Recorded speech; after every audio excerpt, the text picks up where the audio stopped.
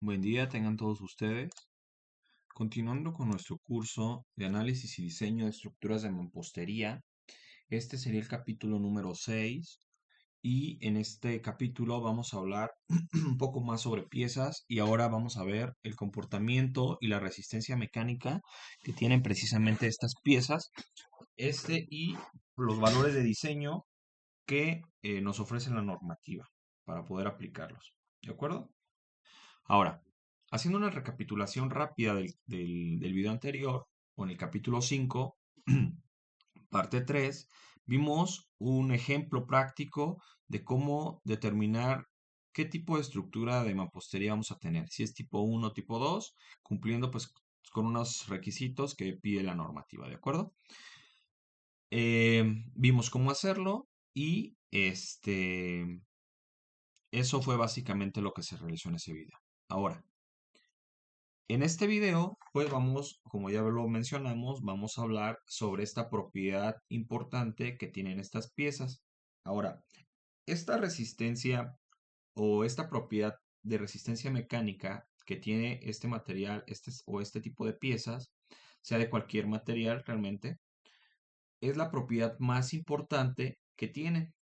No solamente las piezas, sino también los muros de mampostería, porque recuerden que abordamos que una de las bondades más importantes o que más predominaban en los muros o en elementos de mampostería, mejor dicho, la resistencia a carga axial o a compresión es la que tiene, la que predomina más, que tiene mayor influencia, mayor impacto, ¿de acuerdo? Entonces tiene muchísimo más resistencia que, por ejemplo, a corte. Ahora, en estas imágenes de aquí son dos que representan ensayos en laboratorio de dos tipos de pieza por ejemplo, en este caso son arcilla, ¿sí? Entonces, se ve claramente cómo estas piezas están sometidos a, con un instrumento que le está aplicando una cierta carga uniaxial o axial de compresión. Entonces, se busca también que pues se transmita esta compresión lo más pura posible. Es decir, que solamente estemos transmitiendo carga axial, ¿de acuerdo? Ahora, esta carga pues se va a aplicar sobre el área bruta de la pieza. Como ya vimos, el área bruta pues sería la longitud de la pieza por su espesor, si lo vemos en planta. Entonces estas son vistas frontales o cortes frontales, pero pues está aplicado sobre encima de esta o en esta superficie de esta pieza, ¿no? Igual aquí, igual acá. Entonces, aquí podríamos tener dos partes, una que esté apoyado sobre una superficie y que el instrumento, ¿sí? O nuestra máquina de ensayo esté solamente por la parte superior de la pieza y empiece a comprimir, a aplicar carga a la pieza, ¿de acuerdo? Y en este caso, pues también podemos tener una máquina en la cual pues podemos tener, a estar aplicando carga en los dos extremos hasta aplastar a la pieza por compresión, ¿ok? Ahora, en la siguiente diapositiva, vamos a ver que esta resistencia que obtengamos de compresión en las piezas no es un parámetro uniforme o no lo puedo utilizar para de manera global para cualquier pieza. Esto va a depender de, por varias razones, porque una está en función de la tipología de la pieza. Ya vimos en estos capítulos anteriores que podemos tener piezas macizas y piezas huecas. Entonces, esas, por ejemplo, pueden ser estos tipos. También estas piezas macizas y estas huecas, pues pueden tener ciertas celdas, ciertas aberturas o ciertos vacíos, ¿sí? Y pues evidentemente todo esto, esta configuración geométrica, va a depender de esta resistencia. Ahora, la materia prima y el proceso de fabricación, entonces a veces vamos a tener materiales distintos para diferentes materias primas, donde vamos a extraer todos estos materiales para poderlos en el proceso de fabricación o cuando vayamos a la parte de la cocción y lo metamos al horno y empiece, en este caso de arcilla, por ejemplo, este, van a variar porque no siempre vamos a tener los mismos materiales y la otra que sigamos estrictamente siempre el mismo proceso de fabricación. ¿De acuerdo? Ahora, cuando estos procesos son de tipo industrializado, pues es más certero o más confiable pues que cumplan con un cierto proceso de calidad más estricto que otros fabricados, por ejemplo, con procesos artesanales. Entonces ahí puede haber mayor todavía variabilidad en cuestión de todos estos parámetros de resistencia mecánica que obtendríamos al ensayar las piezas. Entonces, están en función de acuerdo al tipo de pieza, la materia prima y proceso de fabricación. Ahora, esta resistencia, si nosotros tenemos una pieza aislada que la estamos ensayando y que está sometida a una carga de compresión, no tiene relación directa si nosotros ensayamos ahora un murete de mampostería, ¿sí? Y obtenemos también esta resistencia de la mampostería.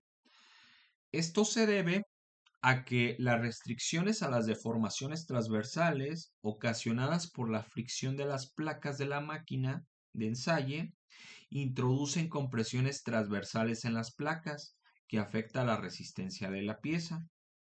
Entonces, a ver, me voy a salir un poquito de la diapositiva y vamos aquí, a este editor de dibujo. Vamos a imaginarnos la pieza vista en planta, ¿sí? Esto es en planta. Entonces aquí tenemos una longitud de la pieza y un espesor, ¿de acuerdo? Y si lo vemos, esta pieza de forma frontal, como lo estábamos viendo en las imágenes que teníamos en la máquina, que se veía, podemos tener esta pieza, aquí podemos tener una placa, otra placa, y aquí pues puede estar también lo que es el instrumento que va a aplicar una cierta carga de compresión en esta parte de la pieza. Lo que pasa aquí es que esta placa, ya vemos que, bueno, este es un elemento placa, su eje longitudinal está de esta forma, entonces si quisiéramos transmitir esfuerzos axiales sería de esta manera. Esta carga empieza a redistribuir esta carga y empieza a haber compresión transversal aquí, ¿sí? Igual, bueno, compresión transversal en esta parte de las piezas, ¿no? Compresión aquí y compresión acá, ¿de acuerdo? Y esta precisamente pues se da por la fricción que se origina entre las superficies de contacto, entre la pieza y la placa. Entonces, estas restricciones a la deformación y estas redistribuciones de cargas axiales, pues también afectan como tal a la resistencia, pues, de la pieza. ¿De acuerdo? La resistencia de la pieza. Ahora, cuando nosotros ensayamos este tipo de piezas, podemos obtener dos valores. Dos valores. Uno está en función a cuando esta pieza de, de arcilla, por ejemplo, o de un material en específico está cediendo, ¿sí? Empieza, por ejemplo, a ocurrir una fisura, ¿sí? Entonces, cuando nosotros aplicamos cierta carga y ocurre la primera fisura o la primera grieta, podemos determinar una carga en función de la primera fisura, de la primera grieta. Y también, pues cuando este elemento falla, se rompe o llega a la ruptura como tal, ¿sí? Podemos también obtener o medir y registrar una carga máxima de acuerdo a la ruptura de la pieza. Entonces, estos dos serían importantes, uno para ver para este tipo de material y para este tipo de configuración, y el tipo de fabricación que tiene, ver cómo se está comportando cuando comienza a fallar y la carga máxima que resiste cuando se fractura totalmente. ¿De acuerdo? Entonces, eso es básicamente lo que quiere decir. Y en la mampostería, pues tendríamos otro tipo de, ya ven que para tener un muro de mampostería, pues debemos tener varias piezas, ¿sí? Con un mortero. Ya dijimos que como debe de estar cuatrapeado, pues aquí debe de haber unas juntas de mortero, algo así, ¿no? Con mucha imaginación, pero así sucesivamente. Y pues tenemos las piezas y tenemos la parte del mortero. Y aquí también podemos tener igual estas placas, pero aquí el comportamiento mecánico es diferente porque aquí entra en juego también materiales distintos, ¿no? Lo que son piezas, lo que es mortero y pues las piezas tienen cierta resistencia, el mortero va a tener cierta resistencia también y como son materiales diferentes, pues también cuando se deformen o la relación de Poisson de estos materiales van a ser distintos y por eso también va a diferir en esta resistencia. De hecho, la resistencia de la mampostería o el F prima M, ¿sí? El F prima M es menor a la resistencia a compresión de una sola pieza aislada, ¿no? F prima P. ¿De acuerdo? Por todo esto que estamos comentando. Ahora, vamos a continuar con donde nos quedamos. Entonces, lo que podríamos definir también es que estos resultados, si nosotros ensayamos alguna pieza de un material, pues eh, todos estos resultados pues solamente van a servir para el mismo tipo de pieza. Porque ya comentamos que no podemos obtener un parámetro uniforme que describa de forma global a todas las piezas, ¿no? Con un solo experimento como tal. Entonces, los ensayos van a ser para cada pieza y pues esto va a depender de cada elemento por separado. Ahora nosotros también podemos construir gráficas o curvas, esfuerzo de formación, para ver pues el comportamiento que tienen estas piezas cuando están sometidas a acciones de carga y ver cómo se están deformando, qué tanta resistencia soportan o son capaces de alcanzar estas piezas cuando dejan de entrar en el rango lineal y ya pues se deforman, empieza ya la plastificación y llega la ruptura, ¿no? De hecho, no tienen obviamente tanta ductilidad o tanta parte, o no tienen esa capacidad de deformación estas piezas, exhiben un comportamiento más frágil que otros materiales, pero pues también se puede para cualquier material construir este tipo de curvas de esfuerzo de deformación. Ahora, lo que sí podemos analizar y concluir también es que estas curvas, esfuerzo de formación, pues evidentemente como dependen del tipo la tipología de la pieza, de la materia prima, el proceso de fabricación, cuando nosotros ensayamos diferentes piezas, hay una tendencia diferente para cada una, ¿no? Es común porque pues ya vimos por estas variaciones que puede tener. Ahora también, como vamos a tener gráficas esfuerzo de formación independientes para cada pieza, evidentemente los módulos de elasticidad pues van a depender del tipo de pieza, van a depender de cada pieza. Ahora, las deformaciones unitarias de acuerdo a la carga máxima igual dependen de la materia prima y Una vez alcanzada la resistencia máxima o la falla por ruptura, pues las piezas, en este caso de arcilla, exhiben un comportamiento más frágil que la de otros materiales, como ya lo comentamos. ¿De acuerdo? Ahora, en 1985, Atkinson y otros desarrollaron en Colorado, en la Universidad de Colorado, un programa experimental para evaluar un envolvente de falla, para experimentos con piezas de arcilla. Entonces, obtuvieron una, con la parte experimental, una ecuación para determinar un envolvente de falla. ¿Sí?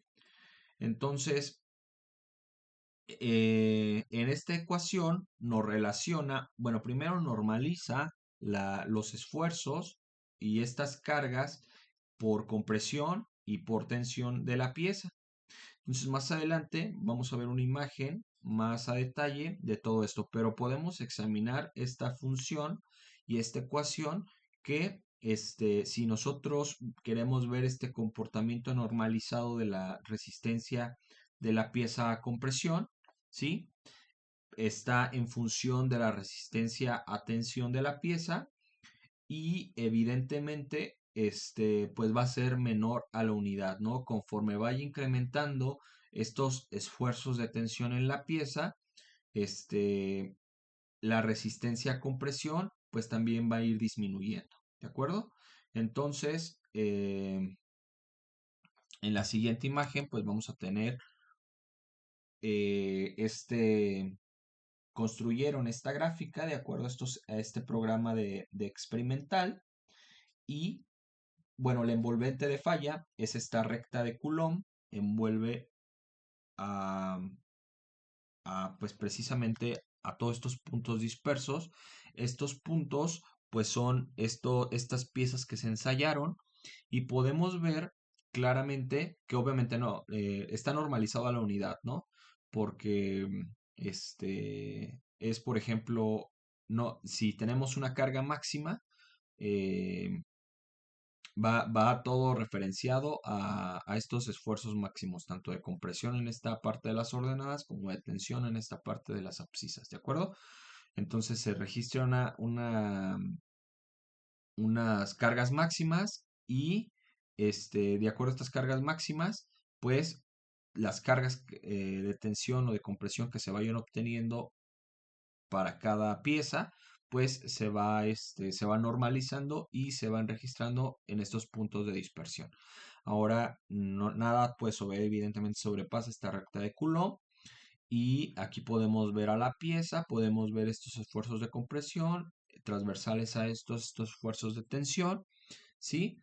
De esta pieza. Y como ya dijimos, pues estos puntos pues representan un ensayo de piezas en específico.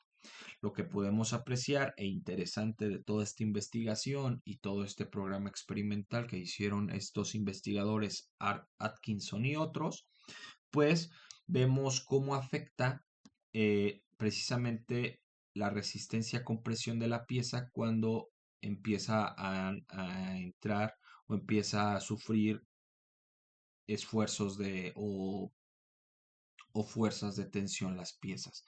Cuando nosotros tenemos bajos esfuerzos de tensión en las piezas, ¿sí? Bajos esfuerzos de tensión, este, la, bueno, bajos esfuerzos de tensión en estas zonas, por ejemplo, la resistencia a compresión de la pieza, que es la propiedad más importante, pues tiene que aumentar considerablemente, ¿no? Conforme va incrementando esta tensión o estas fuerzas de esfuerzo de tensión en la pieza, la resistencia a compresión de la pieza va disminuyendo. Y cuando la tensión es muy grande, pues casi no resiste compresión la pieza. Entonces eso es lo interesante de todo esto, que si hay una relación directa de cargas entre las partes cuando entran o la pieza está experimentando tensión y cómo afecta la compresión de la pieza, ¿de acuerdo? Y esto es interesante porque como ya vimos que las los elementos estructurales de mampostería tienen bajos esfuerzos de tensión. Entonces, cuando estos están experimentando cargas de tensión, una se puede fracturar, puede dañarse o puede agrietarse, empieza a fallar la parte del muro, sí, o el elemento, y también la, esta resistencia y rigidez se empieza a degradar verticalmente, ¿no? O sea, para recibir esfuerzos de compresión. Esto es interesante, cómo es el comportamiento mecánico de estas piezas. Que eso es lo que en realidad está describiendo esta gráfica. Y en la siguiente diapositiva, pues ya vamos a entrar con lo que nos dice pues la normativa. Entonces, todo esto que les comenté en todas estas diapositivas anteriores, es el comportamiento teórico y mecánico que se ha visto experimentalmente en en laboratorio, ¿no? Cuando se ensayan. Entonces, en base a todos estos resultados, pues podemos mm, definir y realizar algunas expresiones para determinar las resistencias para fines de diseño. Entonces, esta resistencia para fin de diseño se hace para cada tipo de pieza, como ya dijimos, porque está en función de lo que ya comentamos anteriormente, y va relacionado o lo podemos encontrar o debemos más bien de cumplir todas las especificaciones que nos indica la norma NMX-C-03611. ¿De acuerdo? Este, Ahora, esta resistencia de diseño se puede determinar de dos formas. Una, si nosotros vamos a comprar alguna pieza, algún producto, y este proveedor tiene fichas técnicas, como los ejemplos que ya vimos para la clasificación de las piezas, si si esta ficha técnica, pues evidentemente debe de cumplir con todas estas normativas de control de calidad, vienen indicados pues la resistencia a compresión de las piezas. De esa forma nosotros podemos utilizar este valor de diseño para realizarlo en nuestro cálculo. O también, si nosotros no tenemos estas fichas técnicas y queremos llevar al laboratorio y ensayar precisamente todas estas piezas, pues está el muestreo en obra o en planta.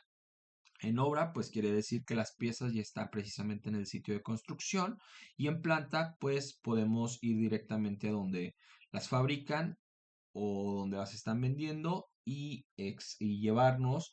Aquí sí nos indica que por lo menos deben ser 3 muestras, cada una de 10 piezas, ¿no? Entonces en total, pues ensayaríamos 30 piezas, ¿de acuerdo? Bueno, estas 3 muestras pues van a ser de 3 lotes de producción diferentes. Entonces, por ejemplo, si en un lote se producieron 1.000 de piezas, ¿sí? Agarramos 10 piezas de ese lote, nos esperamos al siguiente, volvemos a agarrar otras 10 y así sucesivamente hasta tener por lo menos un mínimo de 30 piezas. Ahora, si también no se cuenta con un número de ensayos requerido, hay un valor, un factor que se llama CP, que es un coeficiente de variación, ¿sí? Este, y bueno, nos indica unos valores que puede tomar este coeficiente. Es 0.2 para piezas que provienen de plantas que tengan controles de calidad como mencionados en las normas anteriores. Está la C404-11-2012, ¿sí? Puede ser un poco más estricto si mm, tenemos piezas de fabricación mecanizada, pero que no tienen un control de calidad que no cumple esta normativa. Entonces ya no lo vamos a tomar como 0.2, sino como 0.3. Obviamente, como es inversamente proporcional aquí en esta ecuación de diseño, pues la resistencia va también a disminuir, ¿de acuerdo? O sea, va a incrementar este valor y este valor va a disminuir. Ahora, si nosotros tenemos eh, piezas de producción artesanal, que es lo más común y lo más típico cuando nosotros estamos construyendo una edificación de mampostería de baja altura, ¿sí? O casas tipo habitación, es común pues estas piezas de producción artesanal. Entonces aquí es un poco todavía más estricto esto y tomamos este valor como 0.35. ¿De acuerdo? Ahora, esta es la ecuación precisamente de diseño para obtener la resistencia a compresión de una pieza de mampostería. Este es la resistencia de diseño a compresión de la pieza. Esta es la resistencia media a compresión de la pieza. Esto pues lo obtenemos en laboratorio. De acuerdo a todas las piezas que ensayemos, vamos a determinar una cierta carga, ya sea de dos tipos, una cuando ocurre la primera fisura u otra cuando llega la ruptura. Entonces, podríamos utilizar estas dos ecuaciones para los dos casos, ¿no? Entonces, como en si obtenemos 30 piezas, obtendríamos 30 resistencias para cada pieza. Podemos obtener una media, un promedio de todas estas 30 y este sería el valor de esta resistencia media compresión. ¿De acuerdo? Para todas estos lotes que obtuvimos de muestra. También este coeficiente es si nosotros queremos calcularlo experimentalmente, es la desviación estándar entre la resistencia media compresión, ¿de acuerdo? De todas las piezas. Así calcularíamos este coeficiente CP en dado caso de que no quisiéramos utilizar estos valores que nos indica la normativa. Y de hecho, aquí me voy a detener y voy a hacer les voy a mostrar un artículo que realizaron algunos investigadores en una región, me parece, de Chiapas o de Veracruz, no lo recuerdo muy bien, y lo que hacen es ensayan piezas de arcilla y obtienen este valor, no toman en relación con la parte de la normativa, de hecho ya todavía estaba las NTC Mampostería del 2004, entonces pues ya es viejito este artículo, pero vemos cómo este coeficiente de variación no corresponde cuando lo calculamos experimentalmente a esto que nos indica la normativa. Entonces difiere un poco, ya en la realidad, ¿no? Em, Igual si gustan, ya que ya estamos aquí, podemos aprovechar esta parte y les presento este artículo, ¿no? Es de Chiapas, precisamente, obtención de características geométricas y mecánicas de ladrillo de barro recocido, entonces piezas de arcilla. Aquí lo que hacen es obtienen aquí imágenes de sus piezas.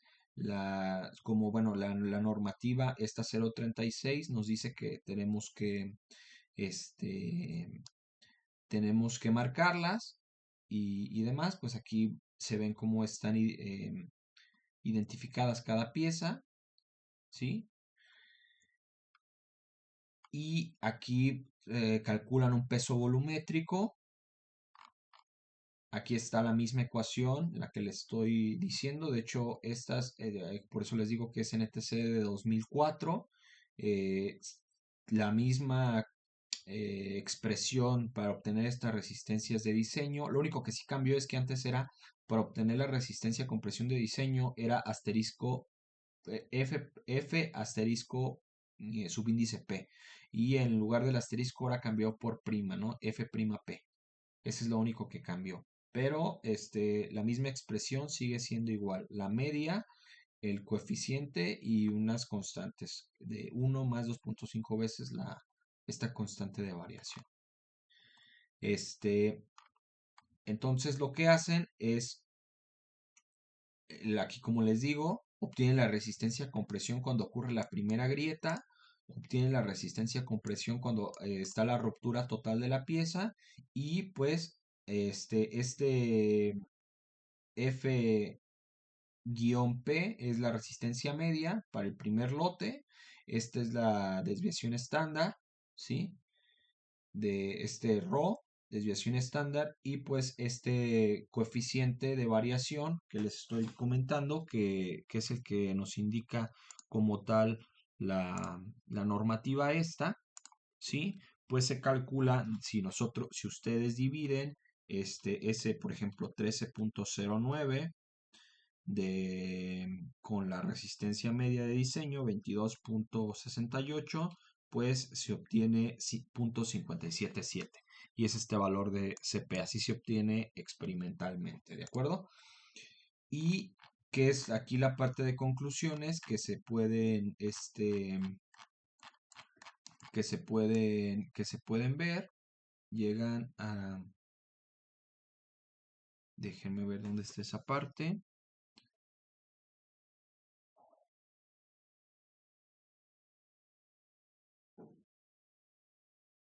Mm, donde menciona esta resistencia a compresión.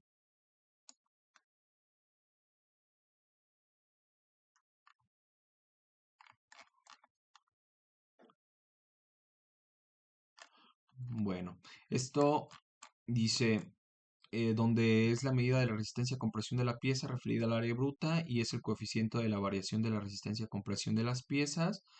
Para el cálculo de la resistencia de diseño a compresión se optó por usar los coeficientes de variación obtenidos para cada lote en lugar de la recomendación que nos da la CNTC, pues estos valores de 0.2, 0.3 y 0.35.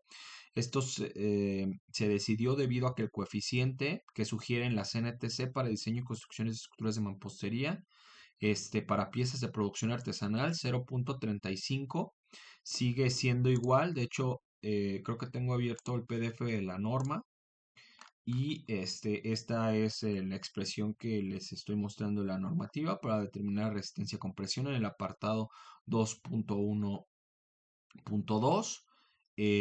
Dice que aquí está igual para piezas de producción artesanal es 0.35. Sigue siendo el mismo caso, ¿no? Entonces todavía sigue aplicando todo esto y vemos que el valor difiere al que se muestra en la tabla, en la tabla 2 y que no reproduce la realidad física de los lotes ensayados. Entonces, por eso les digo que en realidad este coeficiente no estrictamente no corresponde como tal a lo que se ve realmente. Es parecido, por ejemplo, aquí como estas son piezas de producción artesanal, pues andaría en punto 35 y a veces este fue el único punto 32.7, punto 3, pero hubo dos lotes que pues sí fueron muy altos, ¿no? O sea, tuvieron una resistencia más baja, ¿de acuerdo? Entonces es punto 57, entonces estos dos lotes pues casi no resistieron poquito. De hecho aquí se ve como tal, ¿no? ¿De acuerdo? Este también pues tiene un coeficiente alto de variación y también la resistencia pues va influida directamente. Ahora, pues lo pueden consultar, lo pueden leer con más calma y se llama Obtención de las características geométricas y mecánicas del ladrillo de barro recocido de Tuxtla Gutiérrez, Chiapas. Aquí están los investigadores que realizaron el artículo y demás, ¿no? Entonces, si nos vamos a la parte de la normativa, vemos que todo esto que les estoy platicando es lo más importante que resalté en lo que es la norma, ¿no? Estamos viendo es exactamente lo mismo. Si nos vamos a la siguiente diapositiva, ahora también la norma nos dice que nosotros debemos cumplir con valores mínimos de resistencia de diseño porque pues si obviamente cada pieza va a tener un valor diferente y va a tener un valor de resistencia a compresión, sí, pero pues debe de estar normado, ¿no? Entonces la normativa nos dice que si para los tipos de pieza y material, si tenemos por ejemplo tabique macizo de arcilla artesanal, ¿sí? Por ejemplo, pues estos comerciales de barro rojo recorcido, estos muy eh, famosos, de dimensiones estándar. deben de tener por lo menos una resistencia mínima de 60 kilogramos sobre centímetro cuadrado. El tabique macizo o multiperforado de arcilla, ¿sí? O de concreto, este va a estar un poco más estricto y debe cumplir que por lo menos deben de ser 100. Lo que es el tabique hueco de arcilla o de concreto, 60. Bloque macizo o multiperforado de arcilla o de concreto, 100. Y el bloque hueco de arcilla o de concreto, 60, ¿no? Entonces, todas estas son las resistencias mínimas que debe de cumplir. Entonces, si nosotros tenemos una ficha técnica, los vamos a comparar de acuerdo al tipo de pieza y material que vayamos a utilizar en la pieza o que vayamos a comprar.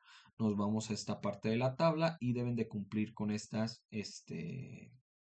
con esta o con estas resistencias mínimas. Y si optamos por el muestreo y queremos ir a ensayar a laboratorio estas piezas, también deben de cumplir con o bueno, estas resistencias que obtengamos deben ser superiores a o por lo menos esta resistencia, ¿de acuerdo? Y como conclusión, de todo esto que platicamos en este capítulo de resistencia mecánica de las piezas, pues vemos que la resistencia mecánica con presión es el parámetro más importante de un muro de mampostería. Estos ensayos se hacen para tener un mayor control de calidad en las piezas. Ya vimos que no, no hay una relación directa con la parte de los muros de mampostería como tal, si estamos hablando de piezas aisladas, y que tampoco eh, podemos tener una sola solución para identificar o para describir a todas las piezas. Bueno, no se puede porque pues esto depende de su tipo, de su tipología, de su fabricación y y de la materia prima, ¿de acuerdo? Y también otra cosa interesante es que esta finalidad de esta ecuación de diseño, esta que vemos aquí, ¿sí? Contempla implícitamente que las piezas pues pueden tener esta variabilidad de la fabricación, los materiales o la materia prima y también el error que podamos tener nosotros cuando estemos midiendo en laboratorio esta propiedad, ¿de acuerdo? Este, y esta expresión eh, de forma con probabilidad y estadística es para nosotros alcanzar o tratar de alcanzar el 98% de la resistencia, ¿no? Que por lo menos sea bueno, tenemos el 98% de probabilidades si utilizamos esta expresión, que es en realidad lo que quiere decir, para determinar esta precisamente resistencia a compresión de la pieza. Entonces, pues el 98% es nada más habría un porcentaje de error como del 2%. Entonces es muy alto, es muy confiable esta expresión que obtuvieron los investigadores cuando hicieron experimentaciones y, y llegaron a esto, ¿no? Esta expresión que analíticamente y experimentalmente funciona bien. Y si nos vamos, por ejemplo, a este artículo que les enseñé, que ya tiene, pues todavía estaban en la normativa del 2004, ahora fíjense cuánto no ha transcurrido, ¿no? Ya lleva 21 años, más de 20 años, y todavía sigue rigiendo la misma expresión. Entonces es muy confiable y es precisamente por estos errores tan bajos que presenta, ¿no? Entonces con esto concluyo este capítulo 6 que habla sobre el comportamiento mecánico y la resistencia de diseño a compresión de las piezas y pues nos vemos en un próximo video. Entonces, si les gustó este video, me pueden dar like, es de gran ayuda. Si tienen alguna duda, si tienen algún comentario, también pueden hacérmelo saber. Con mucho gusto, este, le respondo a la brevedad que me sea posible y de igual forma si se gustan suscribir, pues sería de gran valor y de gran utilidad para el canal. Todo esto con la finalidad de que pues esta información le llegue a más personas y les sea de utilidad tanto como a mí. Entonces, sin más por el momento y no alargándome más, les deseo un excelente día y que tengan muy buena tarde. Hasta pronto.